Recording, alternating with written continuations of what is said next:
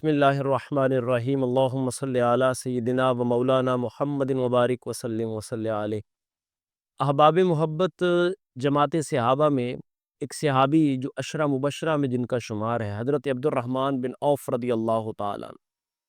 یہ درود پاک کی فضیلت اور شان کو ایک منفرد انداز میں اور خوبصورت انداز میں بیان فرماتے ہیں۔ آپ فرماتے ہیں کہ یہ وہ صحابی ہیں کہ نبی کریم علیہ الصلوۃ والسلام کی ذات پاک نے اپنی زبان ترجمان سے اور حق سے فرمایا کہ حضرت عبد الرحمن بن عوف جو ہے یہ جنتی صحابی ہیں، یعنی عشرہ مبشرہ میں ان کا نام شامل ہے، جلیل القدر صحابی ہیں، مالدار صحابی ہیں۔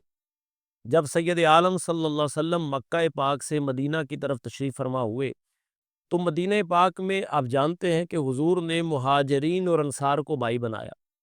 اور جن کے دو باغ تھے انہوں نے ایک باغ اپنے مہاجر بھائی کو دیا، اور جس کے پاس دو بیویاں تھیں انہوں نے اپنی ایک بیوی کو اپنے سے جدا کر کے اس کا نکاح اپنے مہاجر بھائی کے ساتھ کیا۔ لیکن یہ وہ واحد صحابی حضرت عبد الرحمن بن عوف رحمۃ اللہ رضی اللہ تعالیٰ عنہ، جنہوں نے نہ کسی صحابی سے کوئی مال لیا، نہ کسی سے کوئی گھر لیا، صرف آ کر کے یہ کہا کہ مجھے آپ لوگ بازار کا رستہ بتا دیں، میں خود تجارت کروں گا۔ اور جماعت صحابہ میں یہ اتنے مالدار صحابی ہو گئے کہ بوقت وصال آپ کی 4 بیویاں تھیں، اور چاروں بیویوں کو آپ کی وراثت میں سے 12 لاکھ روپیہ ان کے حصے میں آیا تھا۔ اتنے مالدار صحابی تھے حضرت عبد الرحمن بن عوف رضی اللہ تعالیٰ عنہ۔ وہ فرماتے کہ میں نبی کریم علیہ الصلوۃ والسلام کی ذات پاک کے ساتھ بقیع شریف کی جانب جا رہا تھا، جنت البقیع کی جانب، اور جنت البقیع وہ پاکیزہ جگہ ہے، وہ پاکیزہ قبرستان ہے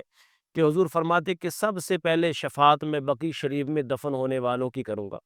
اگر کسی کو میسر آئے، یعنی اگر کسی بندے کی موت مدینہ پاک میں ہو جائے تو اس کے لیے اس سے بڑی خوش قسمتی کی بات نہیں ہے کہ اس کی جو آخری آرام گاہ ہے، اس کی قبر جو ہے یہ جنت البقیع میں بنے، جہاں کثیر تعداد میں صحابہ کرام کی قبریں موجود ہیں، جہاں امہات المومنین کی قبریں موجود ہیں، اور جہاں سیدہ کائنات رضی اللہ تعالیٰ عنہ کا مزار ان کی قبر مبارک موجود ہے۔ حضرت عبد الرحمن بن عوف فرماتے کہ میں حضور کے ساتھ بقیع شریف کی جانب گیا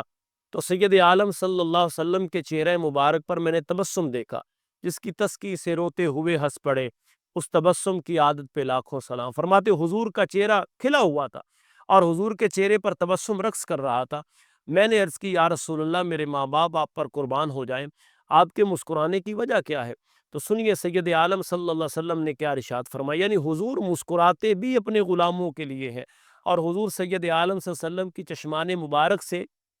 اگر آنسو بہتے ہیں تو وہ بھی اپنے غلاموں کے لیے ہیں۔ ایسا لجپال نبی، ایسا کریم نبی اللہ نے ہمیں عطا فرمایا۔ حضور فرماتے کہ عبد الرحمن بن عوف، میرے مسکرانے کی وجہ یہ ہے کہ ابھی ابھی اللہ کی طرف سے فرشتہ میری خدمت میں حاضر ہوا، اور سلام عرض کرنے کے بعد فرشتے نے کہا کہ یا رسول اللہ صلی اللہ علیہ وسلم، آپ کا جو بھی امتی، آپ کا جو بھی غلام آپ پر ایک مرتبہ درود و سلام پڑھے گا،